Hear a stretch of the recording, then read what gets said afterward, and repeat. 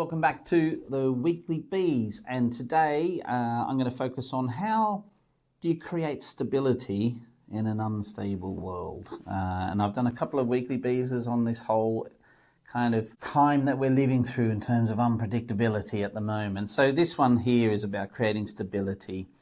I suppose the focus from a behavioural science perspective is psychological safety and trust. With trust comes inherent stability. So 3 key things: consistency versus intensity. In times of disruption, in times of upheaval, you can't stop the world from shaking, and it's literally shaking at the moment, but you can be the steady beat. You can keep your one-on-ones and try not to postpone them too much.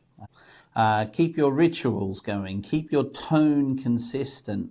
Predictability in behaviour often offsets unpredictability in the outside environment. So it's really important. Not to mention, just simple things of keeping your one-on-ones, being engaged with the team shows you care, shows you there, shows you listening, and that you really are wanting to help them. Number 2 is define the anchor points. So remind the team what isn't changing. So in an unpredictable world, an unstable world, how you do things changes.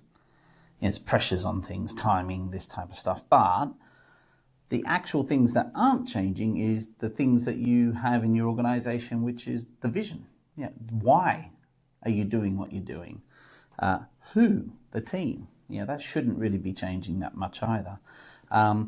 Get focused on those fixed points of references. It gives people something to cling on and shows that there is some form of stability. Finally, the transparent window. A lot of organizations these days think you need to be ultra transparent on absolutely everything that's going on in the company.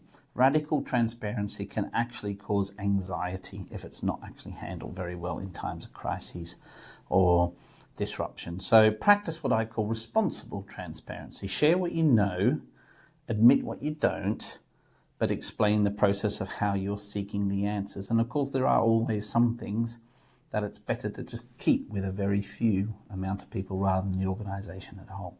So there you go. So there's 3 big points to help you in terms of creating stability in uncertain times. Love to hear your comments. See you next time. Weekly Bees.